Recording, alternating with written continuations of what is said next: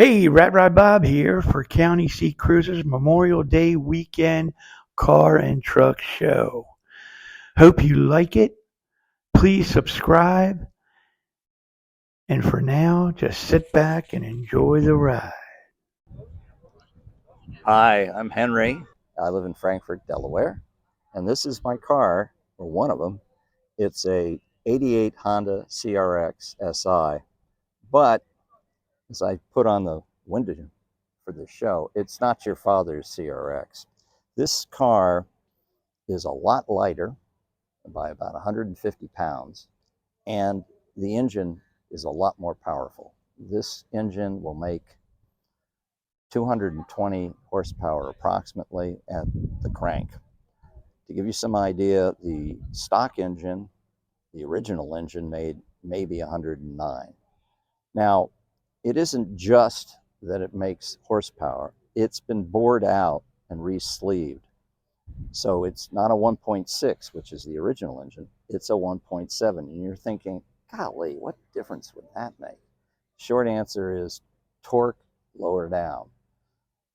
The car has a supercharger, and that's the key reason I stuck with the what's called the D version of the engine, because the supercharger fits on a D engine. But I upgraded the engine from a D 16A to what they call a D16 Y8, and it has a single overhead cam VTEC. Long story short, this car, if you don't step on it, will get 40 miles to the gallon on the highway. But if you step on it, with the way it's currently set up, it comfortably will be a 13-second car in the quarter mile, which is very fast for this car. Most important, it's not a race car. It has air conditioning. You can listen to the radio inside, and we'll get to the interior momentarily. But as I say, this is the way the car should have been set up. It will spin in cold weather in first and second gear, the tires. It is very fast. But in addition, the reason people hot rod these cars is the wheelbase and the weight are such that you can go around turns without tuning the engine, tuning the suspension that much, such that it will not skid. It will lift one wheel off the ground, which is scary, but it won't really skid. So with that, this car, I would say I have a big block Corvette, and it's making about 420 to 450 horsepower. This thing's quicker around the turns, no question. I mean, so it's fun to get in this car. It's fun to drive. I look forward to just going anywhere with it. The other thing is it's extremely comfortable, and we'll take a look at that in a moment.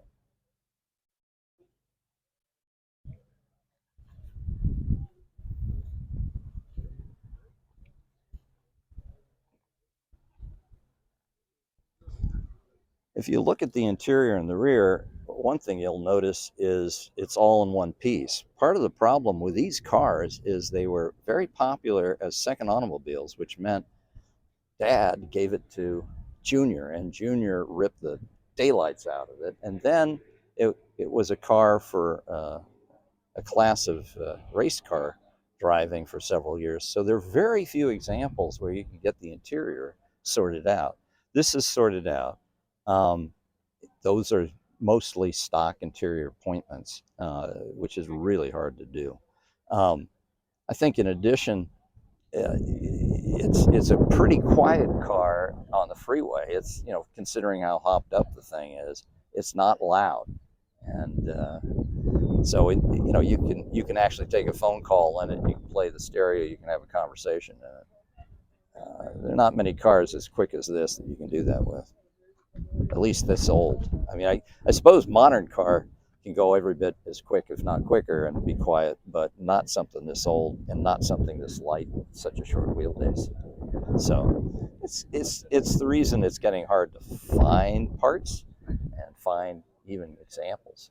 People are focusing on this car more than I've had it for since 1990. So I was a second owner.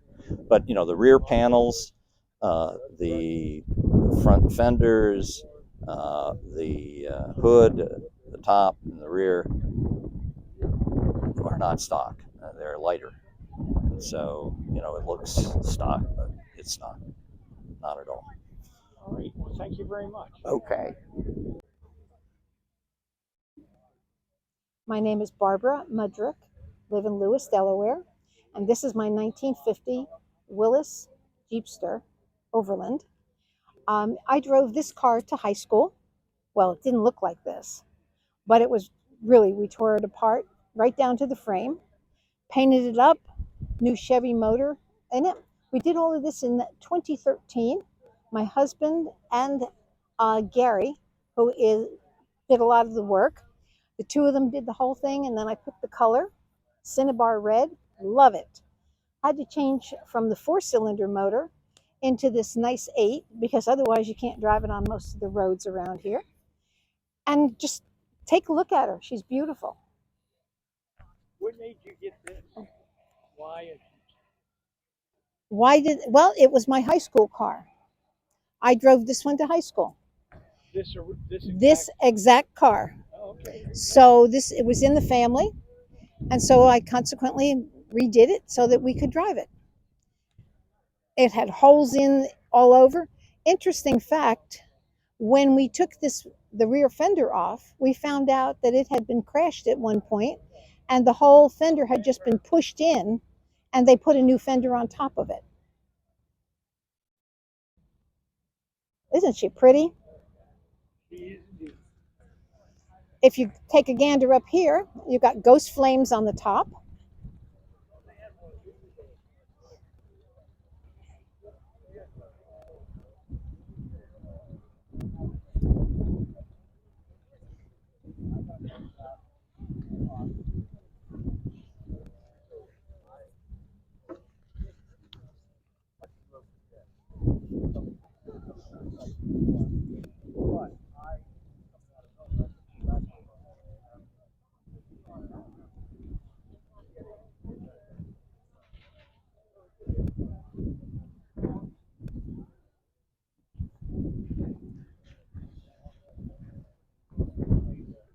Hmm? Whatever. Thank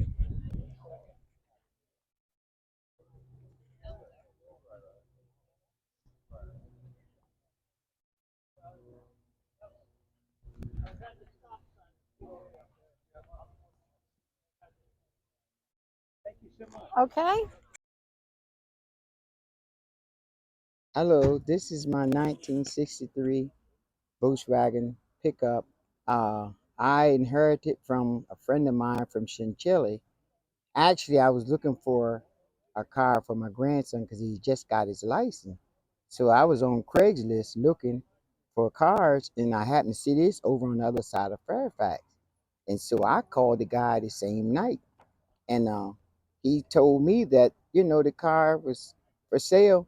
And I said, well, can I come and look at it? And he said, well, give me 2 weeks, I'll have it back to my house, because it was at his sister's house. And so 2 weeks went by, he called me, and I got up the next morning. I went straight to Chinchilla, and when I got there, he backed it out of his garage and everything, and it was all that, I mean, nice. And I was so elated with it that he let me sit in it, and I started it up, and I rode and everything. And I told him, I said, well, I'll be back, to get it. And so I got my finance together, and it was 5 other people trying to get it. And so I didn't have enough money. So what he did, I showed him a picture of my MGB that I had and how clean it was. So he took and called me, and he said, well, look, he said, don't worry about the money situation. He said, I want somebody that's gonna have this, gonna take care of it. And he's because he put a lot of time and put a lot of money in building this Volkswagen. So, and I told him go ahead and sell it because my finance wasn't right. So he said, well, that's okay. He said, I want you to have it. So that made me feel even extra good. And I got my duckies together, and I went and picked it up, and I brought it home. And it was an eye catcher because coming down the highway, everybody was looking at it and they didn't know really what it was. But it was fun to me because it was something that nobody else had because he built it himself. And I was so excited of getting this car, this truck, that it made me feel good every day I get in it. It's like, man, it's like this life. When I get in it, it just give me life. And my wife, we enjoy it. And I like to go to shows where everybody can see it because it need to be seen because you don't see this every day. And the story of this here, this is called Nitro. This is the name I call the truck, Nitro. And it's glistening. Every day I get in it, it's glistening. Thank you. We're going to take a walk around. Okay.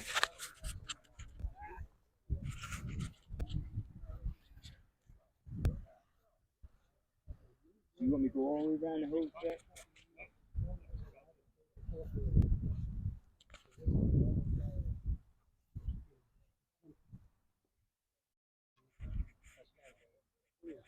Thank you.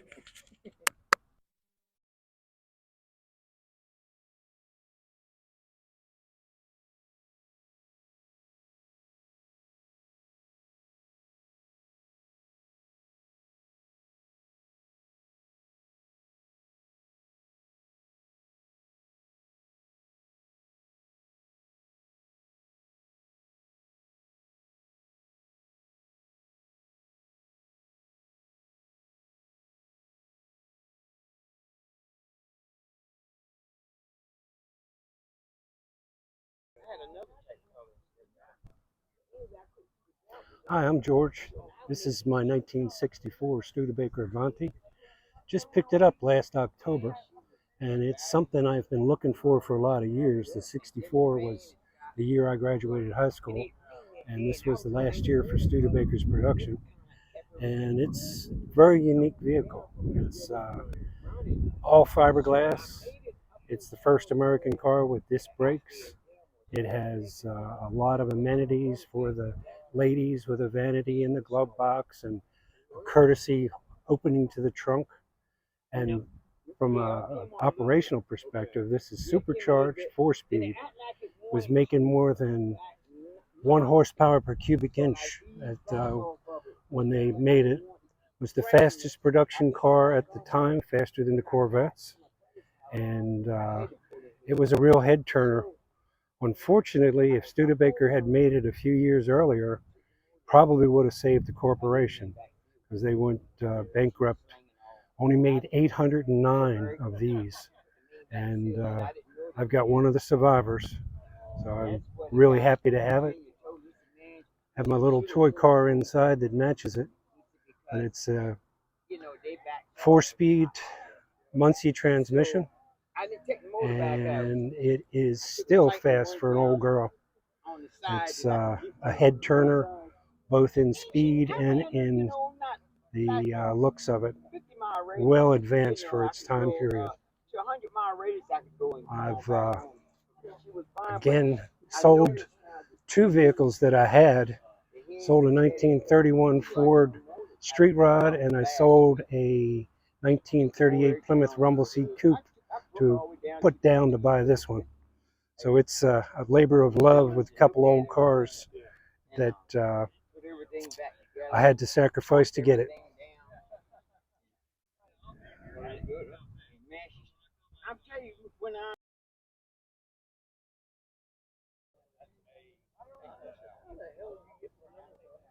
Hi, I'm Ralph Knotts.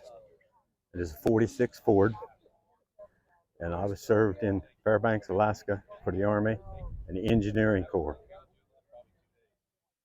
And went in 1959, come out in 62. And what do you got here? 46 Ford.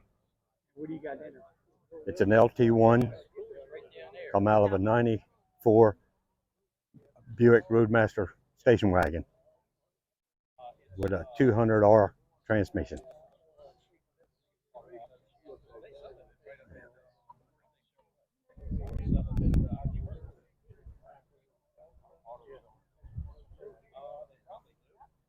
Thank you for your service. You're quite welcome. I'm Dave McCarroll. This is my 1940 Oldsmobile. I was U.S. Air Force from 74 to 2007. Stationed at Dover Air Force Base as a C-5 mechanic. And what do you have in your car? It's got a 383 stroker. So it'll get up and go, but it's a lot of fun. A lot of fun riding around. Thank you for your service. Well, thank you. Hi, my name is Sam. This is my car. I was in the service since 1970. I'm a Vietnam vet, and like I said, this is my car.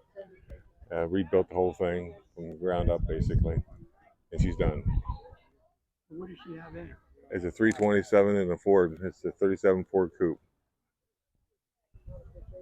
Because that's a 327 engine in it. Who did the paint job? That was already done when I got it.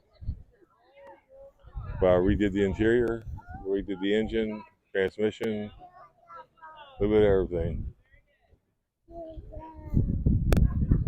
And it'll have marks on it. I mean, it's a street. You run it up and down the street, it's going to have nicks and cuts and stuff like that on it. It's not a trailer queen.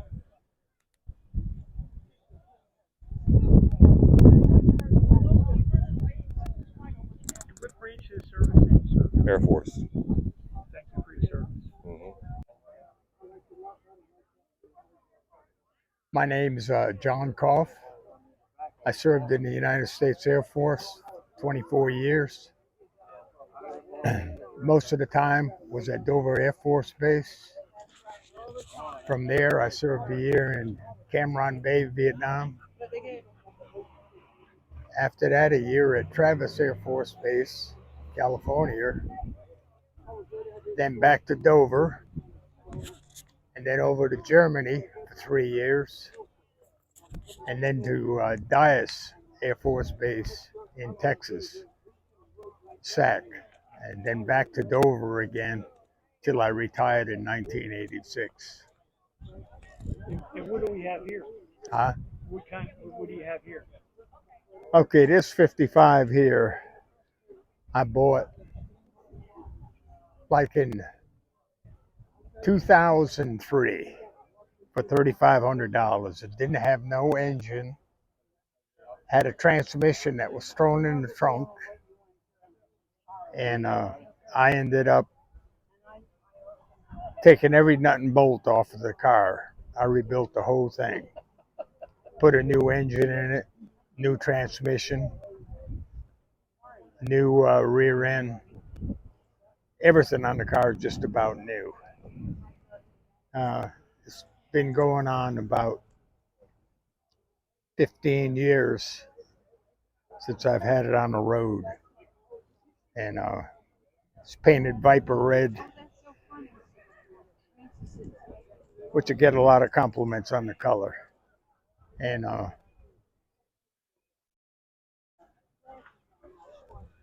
yeah, you can open that.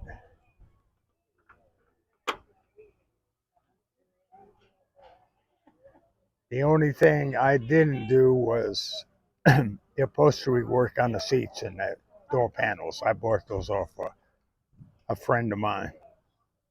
But as for putting the headliner, the carpeting, and all that there, I did it all myself. I used to work for a small company in Dover, Brooks Machine, and I painted the car right in the middle of the shop. And it come out pretty good.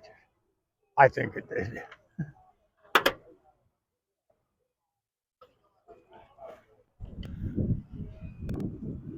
You want to look in the trunk? You can if you want. It's open. You just lift up there.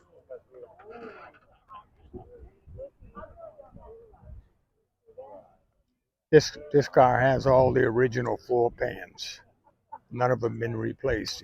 Even on the front fenders, over the headlights that normally rot out, these here still got the original fenders with no replacement caps. Probably took me 2 or 3 years before I completed the car. I'd work on it for a while, then I'd stop for a while, and then I'd go back at it again. Well, thank you for your service, sir. All right. Larry Fetzer. Was in the service from 1980, 1988, got out, came back in 2000 in the Air Reserves, and retired out in 2020, and now working at the base in civil service as Transalert. My car is a 2008 Mustang GT convertible. It's got the Kenny Bell blower system on it. 500 horsepower to the rear wheels. It's my little toy. How long have you had it? I've had this since 2009. It was a 2008 leftover. Um, the Ford garage in Milford had it sitting up on the hoist, and I was driving by it every day.